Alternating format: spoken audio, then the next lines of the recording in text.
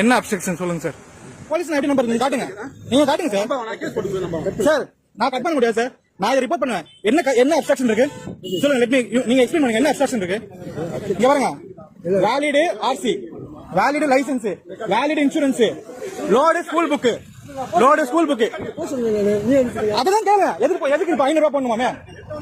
இப்ப 500 ரூபாய் பண்ணுவாமா? எதுக்கு பண்ணுமா? எதுக்கு 500 ரூபாய் பண்ணுமா? ஏன் என்ன காசு நான் மரத்துல காய்க்குது எனக்கு?